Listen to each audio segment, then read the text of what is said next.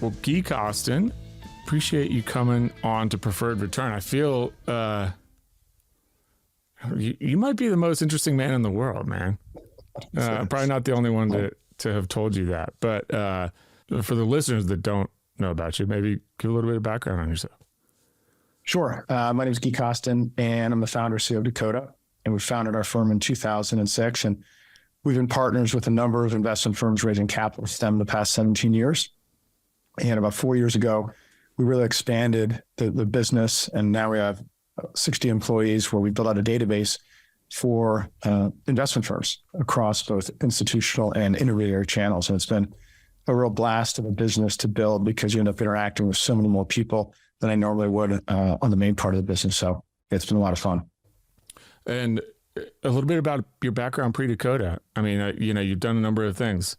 Yeah. So I got out of college in 1989, University of Virginia, played on the golf team. And I spent the beginning part of my career in the real estate business. Lived in San Francisco, represented Starbucks Coffee, did about 150 locations for them, which is a lot of fun. The Bay Area is a beautiful place to be. And we saw these little towns, and that was a great time. Then in the early 2000s, moved back to Philadelphia, and I got into investment fundraising business in 2001 with Turner, then in 2003 with a firm called Kramer, Rosenthal McGlynn. And then in 2006, decided to launch our firm Dakota in partnership with Edgewood Management, which has really been our guiding light since 2006. And also the Townsend Group out of Cleveland, who was a institutional real estate consultant. And we created 2 real estate funds with them. And I launched our company in 2006. Amazing. So you're from Philadelphia? I'm Philadelphia. Yeah. Well, I was in Philly visiting y'all. By the way, your offices are incredible. The studio speaks for itself. And, I haven't spent a ton of time in Philly, but I got the sense that there's definitely like a couple of companies in this market there. There's a lot of pride there. That's something that's always known about folks from Philly, is they love Philly. And, I thought it, especially post-COVID versus some cities, I mean, I thought the whole vibe there was amazing. I thought the sort of little community of technology companies, super cool. Year one. Crossbeam is another. I've mentioned them before on this podcast. I love that company. But yeah, the whole Philly scene, it had like a whole cool vibe. And my understanding from Dom is that you guys kind of took over some of that space in the building you're in kind of early in COVID, took advantage, and man, an amazing space. Yeah, it's worked out great. And I just think it's so important to have a really great work environment for everybody to work within. And so we definitely invested pretty heavily in the office space and in the studio. So that's behind us, but it really creates a great environment for everyone to be able to come down and work in and not sit in a 800 square foot apartment in downtown Philly as a 23-year-old. So yeah, it's been a lot of fun. Yeah. All right. Well, let's talk about Dakota a little bit more. So obviously, the marketplace, the data company, sort of came out of the agent business and raising capital. Let's start there. What's going on out there? I mean, it's grim. I think everybody knows that, but you're in the thick of it. Tell us, report from the road. I think, put it this way, fundraising has always been a hard job, and it's always going to be a hard job. And it's a business that a lot of people want to be in. So a lot of people have formed funds in the past 10, 15 years in investment firms, and for good reason, right? There's, it's high margin, recurring revenues. It's a very interesting business. And so what that means is there's just a lot of people calling on all these allocators, but all the allocators actually need the calls because they're looking for new and interesting investment ideas. So, and another thing that makes the job difficult is the first part of the job is a very pedestrian activity, which is you have to send emails to schedule meetings. The only way you can raise the money is face to face. So while the environment might be, grim, we've had a lot of success this year, and it's really just from being out and staying in front of all your buyers. I mean, you just have to be out there in front of your buyers. So I would say we have a philosophy that we created in 2006 that's every day is a great day to sell, whether it's raining, whether it's sunny, whether the market's up, the market's down, it's always a great day to sell. And, I don't think it was ever easy, but maybe the past couple of years when the public funds are really putting out a lot of capital in the private equity, while I know it might be a little negative right now, my advice to everyone is just to continue to be out there in front of investors, because when you do that, good things happen. Yeah. That's a Dakotaism, maybe. I love these Dakotaisms on your website. The video bios of your team, everybody sort of mentions their favorite Dakotaism. So I want to talk, a lot about Dakota and the culture and stuff, but that's just presumably one of those sort of things that just kind of organically came about. Exactly. Right. Because you have to eliminate the excuses, right? Oh, I don't want to do this because of this. And really, I think what you're kind of getting there at is really what I learned as in building this business. And there's a lot of business books that talk about your core principles, your mission, and all this stuff. And I'll tell you, a lot of people just do it, right? They use the same words everyone else uses. We decided to form these principles because I needed people to buy into a way of doing things. And I needed to do it in a way that was real, right? And that, just like what I said right there, is like, if you just keep getting in front of people to buy what you sell, over time, good things happen. A lot of people don't want to do that. And so we just have to reinforce that message. But at the same time, when you put your core principles out there that are in your own words, like walk 8 feet, throw your hat over the wall, don't go cowboy, and all of those things, everything that you do points back to that when you have situations that happen. And all your teammates, your employees buy into those core principles. And it's a great way to run a business, right? If you have those core principles, they're your guiding light, and everyone's like, yep, that's how we do things. And really defining how you do things as a company is one of the most important things. Don't go cowboy, I think, is one that I hadn't heard yet. I'd heard the walk to 8 feet. I love that one. And that one just sort of say no more, just with the 4 or 5 words. You get it. Explain don't go cowboy. That one's interesting. So a lot of people it happened one day when we were having our sales meeting, and in general, we're a team and we know what everybody's doing, right? And it's basically don't go it alone and don't come in on your white knight. Oh, I'm going to save the day. And we looked at the guy and go, so what are you working on? He's like, well, I've been working on this $900 million sub-advise opportunity, right? And literally the place blew up. Because if that even came up, like the first 2 seconds of that ever happening, the entire team would have known about it.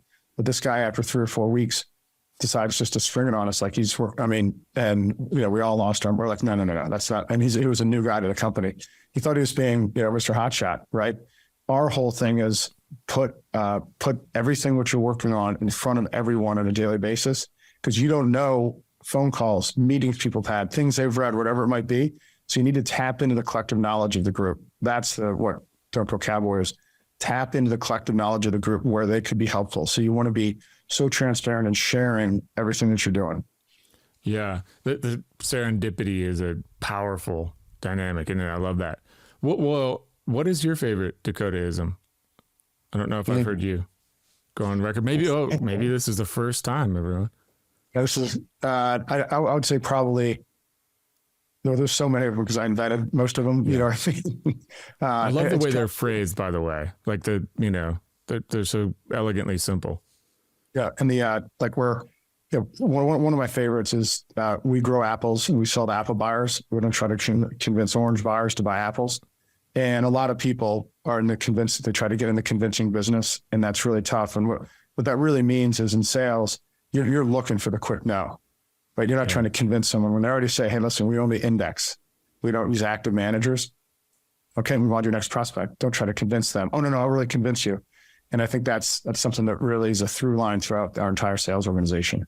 Yeah, love that one. All right, cool. Well, I guess big picture, we've been working closely together, Altvia and Dakota, on a partnership that we're set to announce here pretty soon. And we're super excited about that and thrilled to be working with y'all. And we'll get into a lot of that. But on the same thread, I think one of the things that jumped out to us immediately as we started discussing this a while back was just the sort of alignment of the companies in principle and culture and things like that. And I got to tell you, coming from somebody who's a part of building a company with a very unique culture, and legitimately so, right? We're sort of in between Denver and Boulder, and you wouldn't believe how much talk there is about like company culture and stuff, which I think in a lot of cases is really means like life balance over work balance, if I'm honest, for a lot of these companies. Yeah. But ours is special, and a lot of people tell us that. And, it's easy, I guess, coming from that position to bump into companies, oh, our culture's special. And, it's not always the case. Yours is. And I think you should be very proud of that. And there's a lot in there, I'm sure. But what would you say about having, built the culture that you have? I mean, the Dakota-isms are sort of the posters for it. But so, yeah, I mean, it's obviously something that's very important to me. And what you realize over time, a lot of people do like to sort of work in a environment that is you're constantly complaining about somebody or talking about people's backs or complaining about this or you're mad about that and you're not being productive. And it really is bad for people's growth. It's bad for our customers. It's bad for everybody. And so the culture that we've created is, I call it, we're super hard charging culture, but we do it with kindness. So, and that's not a fit for everybody. You know what I mean, Jeff? It's not a fit for everybody being that hard charging, getting after it, but doing it with kindness where we're not yelling and screaming. We're not unrealistic. Everybody's given their jobs. They know what their jobs are. There's tons of transparency. And so what ends up happening when everybody buys into that transparent, accountable, getting after it, growing, anticipating, it's one of the most important things in sales is being able to anticipate up front what someone wants to know. And so you frame your remarks that way. Well, it's no different than internal communication.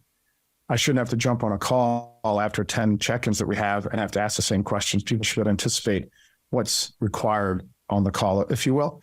And then when you do that, you can get so much accomplished because people aren't being demeaned. They're not being teased. There's no teasing. You're all for the team. And it becomes really enjoyable to come to work.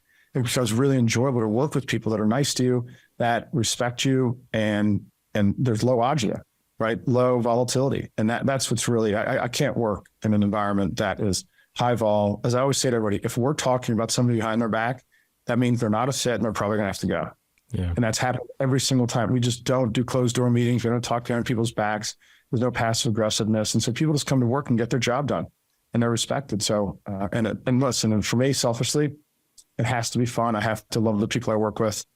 And I don't hold anybody accountable for, exact times that we've never had a T&E policy. We've never had a vacation policy. So we just treat everyone like adults. Yeah. Well, and having spent time with your team, it's apparent and very clear that they love working with you and for you, and there's really something there. So big ups to you, because I know that's hard. All right. You mentioned how, Dakota Marketplace ultimately came to be. I love that story. Basically, you're a sort of fanatic about CRM. The agent business was maniacal about, using CRM and making calls and stuff. And then one day it was sort of like, wow, this is such good data that we're keeping here on these folks. It might be worth something to other people. It turns out it's worth a lot. Companies doing outstanding. Wild story. I mean, was it always that? Was it that simple? I mean, that obvious that's how Marketplace came to be? Yeah, I had this idea for a content platform and read all these books on platforms and launched the idea in 2016, finally built a product, which took forever. In June of 2018, we had 14 paying customers. And once they were up there, they had their content. They said to me, where are all the people? You said you're going to drive due diligence analysts to this. And I said, well, not really. And so they were getting really restless and angry at me in July. And we have a very detailed sales process and team meetings on our investment sales team. So I said, hey, what if we just invited these 14 people to our investment sales call and we'll share information? And I said, for them, we'll just choreograph it. We'll bring on a CIO and interview him. We'll cover a city like Boston. These are all the institutional investors you want to call in Boston.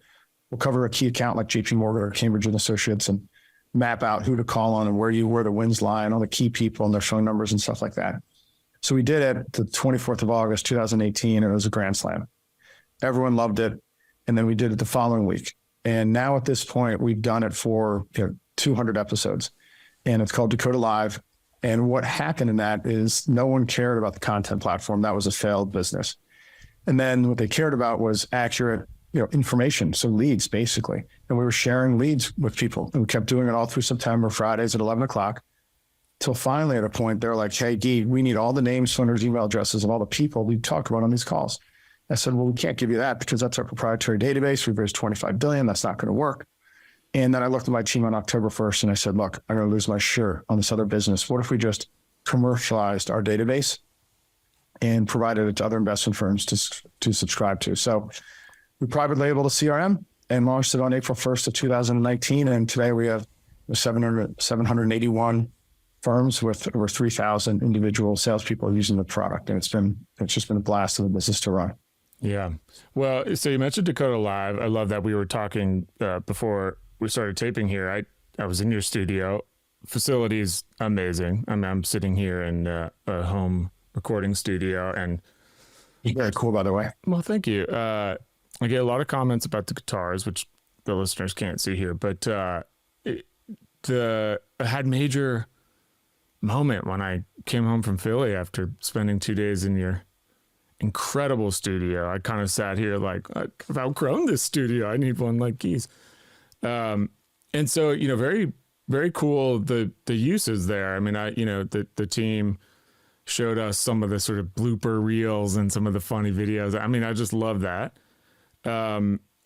But, you know, very unique. I mean, this Dakota Live call is like a cult, you know, classic. I mean, the sort of, the production value is incredible, but very, very useful practically. And it's just become this thing. I think that members of the team while we were there told us that, you know, a lot of folks that are sort of interested in marketplace will, like, you know, try live, if you will. It's available only for marketplace customers. And like the conversion rates are incredible, right? I mean, it is a high value thing. Never mind the data in marketplace, but this is a like practical, useful thing for capital raisers. Yeah, big time. And the thing that we just backed into it, I had no idea because we were shooting it in our offices, you know, for years and years, if you will. And then all of a sudden I said to the team, I'm like, you know what? There was a space on the third floor. I was like, wow, we could do a studio here once we're moving on the fourth floor.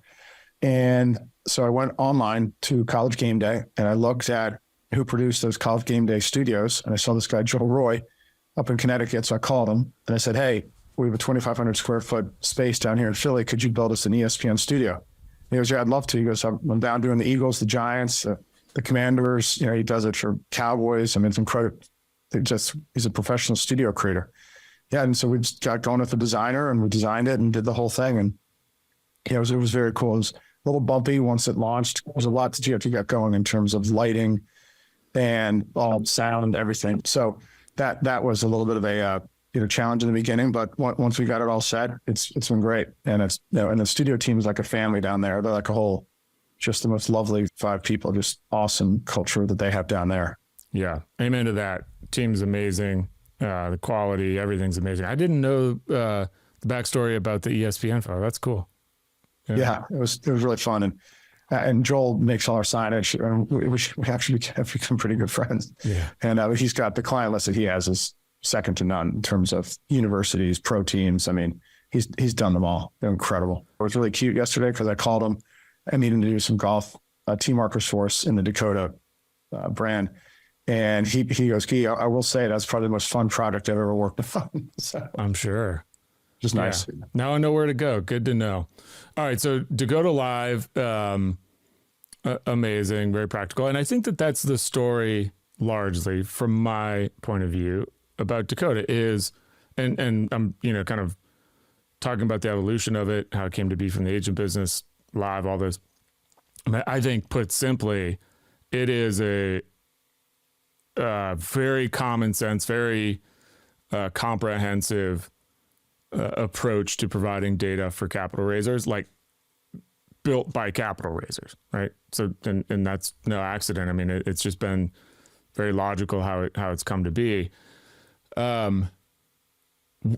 Say something about that. I mean, I think like what makes Dakota different, I think is in large part that. I mean, it's not like a bunch of sort of technology folks that were like, ooh, imagining all these things that could be, right? I mean, that's the thing in having built software products for me that drives me nuts is you have to interact with software everywhere you go every day. And you see so much of like all these things that somebody did simply because you could, right? But not because somebody wanted it or would find it useful. It's just like available and it could be done. And so let's do it. That's not at all Dakota has evolved to be just very practical because it was built by folks that are doing the same thing as the users on a day-to-day basis. Exactly. And it's also there's the law of unintended consequences. It actually allows our investment sales team on a weekly basis to have to comb through. So we don't have to really have the meetings we had in the past, because we have to go public with covering a key account, covering a geography, covering a city. And then so that keeps us sharp. You know what I mean? So it's really unbelievably useful to the team, because we're basically just doing our sales meeting publicly, right? We're talking about all this stuff, and then you capture it all. And then here's the crazy thing, Jeff, is, all that information, all that content that we create in Dakota Live, all goes into the product. Both all the videos go into the product, and all the transcription, all the written talk, spoken about words get transcribed and put into the different accounts and contacts and areas. So every single week we do Dakota Live, we enhance the product with new content. Yeah. That's one of the things, by the way, that in talking with some of the customers that we share already, and kind of hearing about their use of it, I mean, being able to search through transcripts was a huge point that was called out. And so too was how comprehensive and differentiated the data is on RIAs as well. Yeah, it's huge. I mean, that's because we have over 250 RIA clients, and we have 2,100 in the database. And as you know, when you talk RIAs, there's 14,500 RIAs within the SEC website. And then you have to distill it down only to those RIAs that will actually invest in outside managers. And that's the work we've done. So, and it's also all the proper contact information, so you're not wasting your time. But we've also curated it where it's only the 2,100 RAs that matter most to a salesperson. Yeah. Well, and so coming back to kind of what's going on in the market, obviously it's a very nice data set to have. These days, a lot of growth in private markets coming from RIAs. Let's talk, and I just want to kind of get your point of view. Generally, you talked about what it's like to be out there raising capital right now. Just, very visionary person. I'm going to kind of dub you most interesting man in the world here and run with it. Let's get just kind of your point of view on kind of broadly what's going on. It's obviously a tough time to be out raising capital. I'm on the record as feeling like, I've had a couple cycles now where these downturns in hindsight proved to be, good times for innovation, whether it was, technology driven or not. I think, the evolution of managers telling stories, is amazing. I mean, I've even equated this a little bit to like Napa Valley. I think Napa Valley is amazing. My first trip there, I really appreciated how well wineries in Napa are able to kind of position themselves and tell stories, right? It's all sort of grapes and wine at the end of the day, and yet the price points and what makes them all different is the story, right? So you go visit them and they tell these amazing stories. And I think that that's the case with private managers as well, is that, there's got to be a lot of stories there. And so the evolution through these downturns of the stories as they develop, again, the technology that's developing and all those sorts of things, free kind of reign for you. What's going on? Like what's going to happen? What got us here? Yeah. I think back to the comments I was making before. Success in sales, success in anything you're doing is just doing it consistently every single day, doing the right things. For us, the right things are getting meetings with our potential buyers on a consistent basis and doing that every single day and not getting sidetracked and trying not to listen to the noise, because there's a lot of noise out there. The thing that happened was you just had you basically had an egg through a snake with the whole COVID and then all the stimulus and then all of this. It just pumped up all these asset prices to stupid levels, and they just all came back down to earth to where they should be, right? So, but during that time period, I think the winners, right, at the end of the day, just ignored everything and just kept putting one foot in front of the other, serving your customer, creating a great product, taking care of your employees, and just being consistent. I think the bummer for a lot of people is that some people went up with it and then went down with it. We had our ups and downs, but we just executed on a consistent basis. And I think where we are today, I don't know where things are going, but there's so many things we can't control. And another big time Dakota's, which is number one, really, is focus on what you can control. And I think that's really the theme of it all, of any business, any organization. There's so many things that are the uncontrollables, and you just can't worry about them, can't think about them. You just got to focus on the things. And there's only a few things that the salesperson can control. And that's part of our Dakota way. Know who to call on, know what to say, have a killer follow-up system. So, and we live by those things, both on the software team and the investment team. It's very easy to follow. And anything outside of that, you're in trouble. Yeah.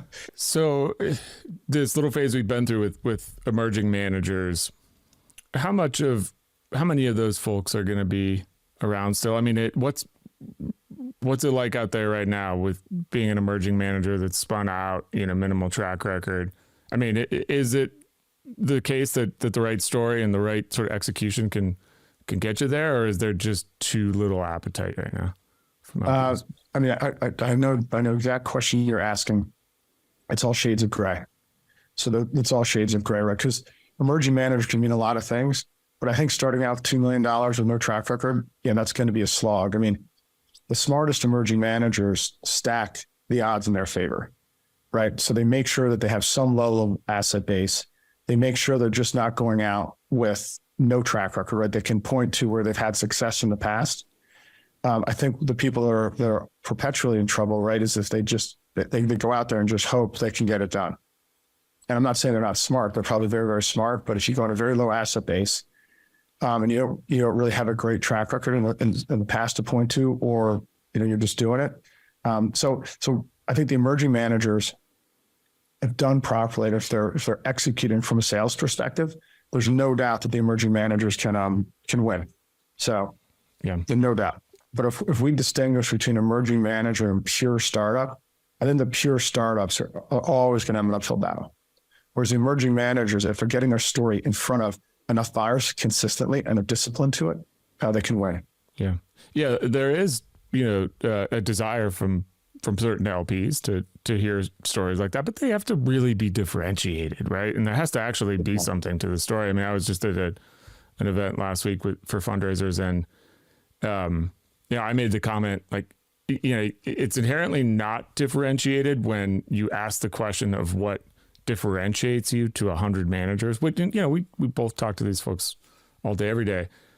And, for the most part, the answers are kind of the same. Oh, well, we're, lower middle market focused, and, we're operators. And I don't come out and tell people, but it's like, I just heard that in the last call I was on. That is inherently not different. But really developing a differentiated story, that there's an audience for it. Oh, 100%. I always think about when you mention culture, I learned definitely throughout this process is you can't talk about it per se. You really have to live it. And so, and what I mean by that is you have to walk the talk. And I think when it comes to those discussions about managers and then how they add value and how they invest, that really has to be brought out, and people will buy into that story. But there really has to be a story there, because I do believe it. I mean, there's a lot of private equity firms that'll just be the money, and they don't really want to be the operator. They don't want to dig in. They don't want to assist. They don't want to help with business development. But then I think, and so that story sings, right? But it's maybe a little bit different. They call those sometimes index funds, where they just make so many investments. And then on the other hand, you have these other funds that only have 10 to 12 investments, and they're ridiculously focused on helping those companies succeed. And so I think there's that story there too. And then I think also just passion is a big thing that needs to come out when you're talking to a manager and a portfolio manager. You're just seeing the passion, like what really motivates you to get up in the morning and come to work. And that's the number one question I ask salespeople to ask their PMs, so they can then communicate that to the prospective LPs. Yeah. All right. Well, I want to get back just quickly to the Altvia and Dakota partnership. Super pumped. And again, say all the things. Your team's amazing. It's been amazing to work with y'all. Get to know you.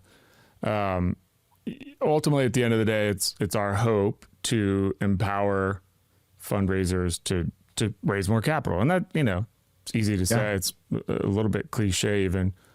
But for us, from our perspective, from Altvia's perspective, we think about trying to provide managers with the tools to be more effective doing this, even to telling a story, right? We're really interested in like combing through data and being able to find and sort of explore the possibilities of, oh, interesting, you might be talking about this, but did you know that, there's this interesting sort of story in your data about how you do that? And maybe you're not talking enough about that. At the end of the day, the fundamental problem for capital raisers is, you can give them like sort of the big bad machine that, they can just push a single button and it can do all these things for them.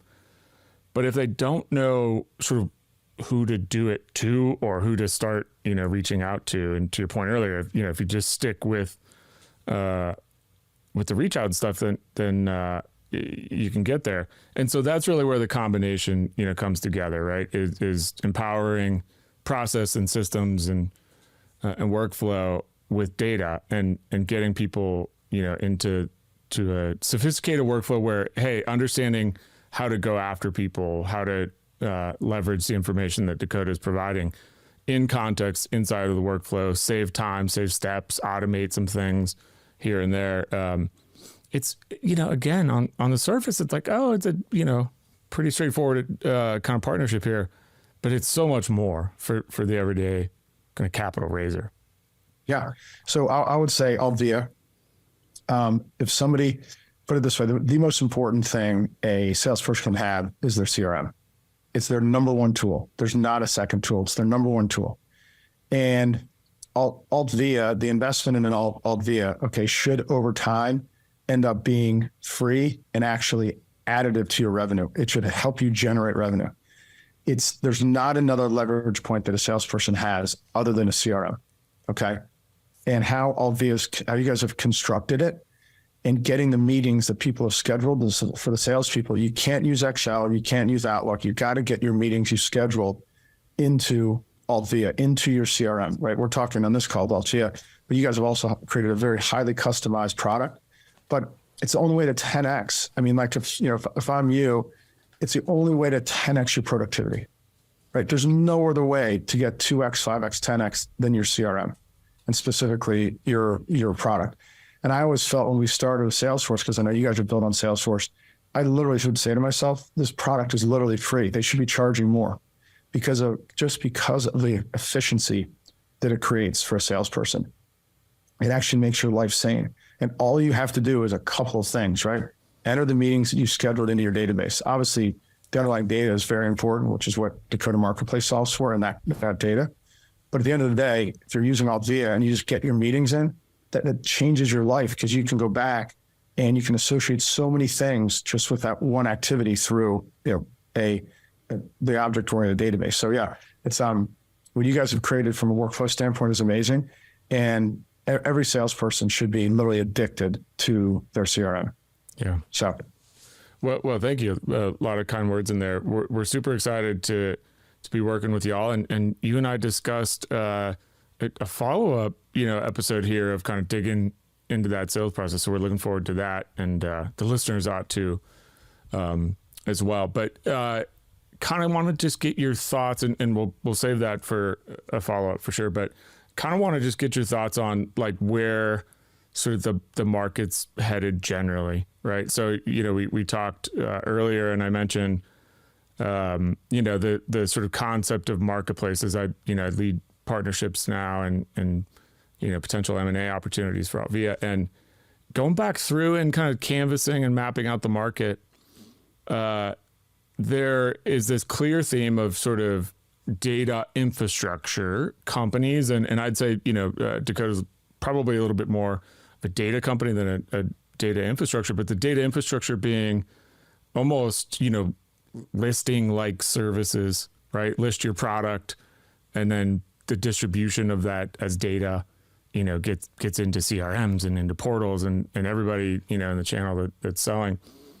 And so there's just kind of just this thought in my head about, where is this headed in marketplaces? Or one, you mentioned that, Dakota, the marketplace product, quite literally is named that way and kind of started that way. But at the end of the day, and I could see maybe, some of this happening where the listing infrastructure powers people to, I'll go, sell that product. Here's all the data on it, whatever. But at the end of the day, there's sort of, use the analogy, you can kind of match people up based on data and you know what have you, but they're still going to want to like date and go through the process of having sushi dinners and getting to know each other before they're going to get married, right? Yeah, 100%. I think, listen, I'm a big fan of iCapital and what they're doing, and a big fan of these platforms. However, at the end of the day, everyone's kind of searching for the holy grail of investments, right? Where it's a self-serve. You can just come in and you'll invest without talking to anyone. And it's just not a reality. I just don't think it's ever going to happen for numerous reasons, right? Number one, it's a fiduciary-based business. So as a fiduciary, you really have to know who you're investing with. And you're going to want to do meetings. Now, listen, if you work at a wirehouse, that's not the case because they've already done their work for you. But if you're not at a broker-dealer and you're doing your own work, investment products are sold, not bought. And that'll always be the case. And the advantage so working in investment sales and fundraising is an extremely pedestrian job on the front end, right? Because you're just having to literally just set up your professional meeting setter-upper. The people who embrace that reality are the winners. And because they just do more of that activity, because that's the key activity. Then you get in the meeting, you have to bring your story to life. But I don't see a time where you're not going to have investment salespeople and you're not going to have PMs that need to get out and get face-to-face with investors. You're investing people's money. They want to meet the wizard. That's just the way it is. On the fringes, maybe here and there on larger platforms where you can't have that opportunity. But for the most part, where we're headed, you're going to see advancements in technology and ease of making investments in private funds. There's no doubt about it. Then there's a bunch of firms doing it really, really well. So I see a future there where you're going to see really serious automation and you're going to be able to deliver really high quality investment strategies at very low investment minimums. You'll still have to be a qualified purchaser, so 5 million net worth and above. But we're seeing an explosion right now of some of the sophisticated technology for facilitating investments in private funds. So that's definitely the trend that's not going to stop. But even those products need to be sold. No one's just going to dial in, go into the website. Oh yeah, this looks great. Okay, I'm going to drop this in a little shopping cart and invest $100,000. It's just not going to happen. That in mass, which everyone says. Yeah. Yeah. I was just thinking, can you imagine the potential scandals of like the high, Right. got these high tech Silicon Valley companies and, we'll just create this sort of marketplace and, for the user, it's free. And they just pick from the screener, and then it comes out what the sort of algorithms and like what the compensation behind the scenes was for the, promoting the screener and stuff. Those would be some interesting scandals to watch play out. Not going to happen. Right. I love that phrase. These are they're sold, not bought. Yeah, exactly. And that's always going to be the case just because they're investments and they have to be, and there's no, the efficiency can be on the facilitation of the transaction, right? But the actual selling of it is going to be a face-to-face game, I think, forever. Yeah, for sure. Agreed. Yeah. And I think about, maybe there's the potential to kind of save, to your point, some time and have that be technology driven in terms of, again, I've used this analogy before, but it used to be that if you, wanted to meet your match, you went out to, all the bars and stayed until close. Couldn't be in all the bars in one place and meet all the people. And then there became this sort of, idea of like, well, if you want to kind of set up what you like and stuff like that, we can kind of use some of this data to find some folks and create some leverage, right? At the end of the day, that's really what the technology does. And so perhaps, some of that and getting to know each other. But again, it's just not sort of a mail order partner, type situation. It becomes how much leverage is there in consuming information in productive and meaningful ways and telling stories with technology and with data, but spending time getting to know each other and building the trust and the relationship that is really what's required and not just to sort of match, Right. I think the one thing that I think we'll be able to do is use the data of public underlying investments of certain institutions that then you can create a profile of over time what they've invested in. And then you'll be able to show different investment firms, private equity, private credit, private real estate, what have you, why you should be targeting. This is your target list based upon 10 to 15 years of past investing. So I think we'll be able to start to create profiles to short circuit the process, if you will. It still requires a face-to-face meeting, but we can use data to have investment firms target certain institutions that have been amenable in the past to their exact type of strategy. Yeah.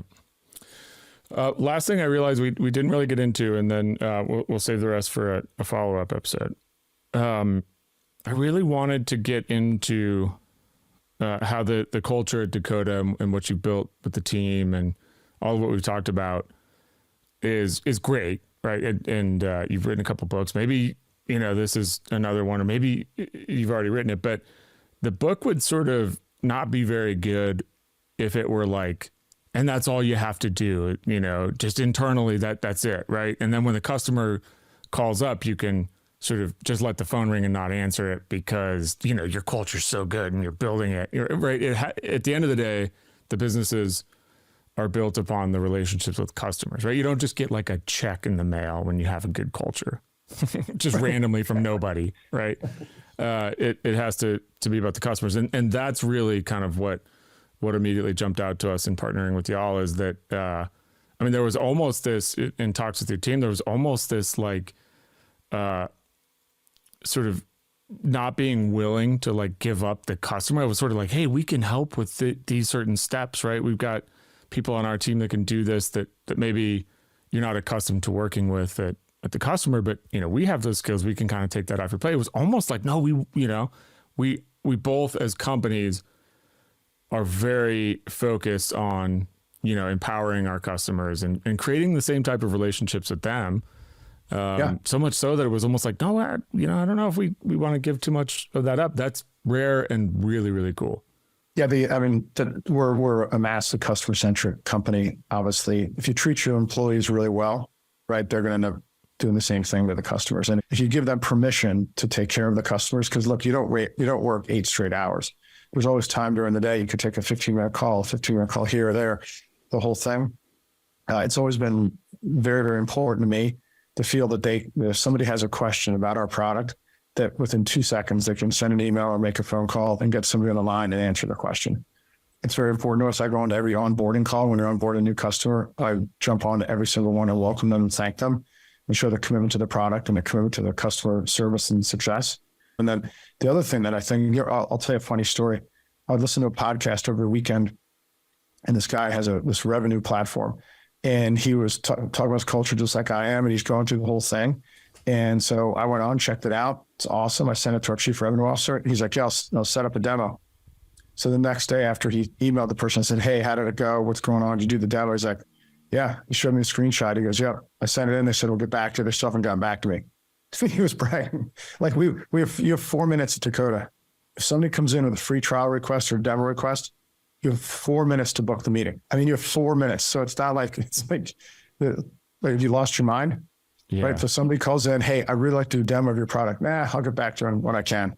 Yeah. And by the way, our competition, that's the best part. They don't react quickly. Sometimes they may never react. We hear, oh yeah, I sent in to this and no one gets back to them. So it just, to me, it's like, why even be in business? Yeah. And then what are you saying for the professionals of your organization? Right. We want to be responsive. And then also like today, somebody called out that we only had 4 contacts on a certain thing during a demo. I said, that's great. And I appreciate that feedback. And I said, I'm just going to tell you, probably for the next 2 hours, we're going to send you a screenshot of this exact screen with 10 more contacts. So like we listen, we're not perfect. So when we have 4 and you're saying we should have maybe 10 to 15 of this investment team, done. So immediately it's like mobilize call the data team, drop what you're doing, go get these 10 contacts in, screenshot it, send it to them, done. So that's, and you got to be willing to listen to the customers. And it's just as important how quickly you react to their requests. Yeah. Yeah. And it turns out that people really like helping and doing that, right? Like there are folks that, and I mentioned the sort of Denver Boulder startup scene. There was a point my wife worked at a very early stealth mode 1. There's a point where it was sort of like, I think there might be maybe some people working here just for the 2 to 3 hour midday bike rides, right? Like that feels like there's not actually balance. It's more life than work. And it turns out when there's a cool culture and people enjoy working places, that it's taken then that's like foundational, and then adding on like being helpful and developing customer relationships is this sort of rocket fuel for that really creates fulfillment and engagement for people that's just not there when they have their ping pong table and their bike rides and, you know, the beer and the cold brew on tap. Yeah, no, I couldn't agree more. And you just have to establish it up front what the expectation is. It's like, look, you're going to have a lot of freedom to do what you want to do, but you got to get your job done. You have to serve. And that's totally cool if you're not into that. Right. So I would say the bottom line is what every human being needs dignity. And one way you can get dignity is becoming a professional in something, an expert. And then people, even if it's in a super, super finite thing, people then come to you for your expertise. And then you give to your information and you consult on your expertise. And then that makes you feel good about yourself and it gives you dignity. So if all you're doing is riding your bike, I'm teasing a little, having fun, or just, you know, working out like we do. Everyone has a membership to a club across the street, really cool club where they can work out.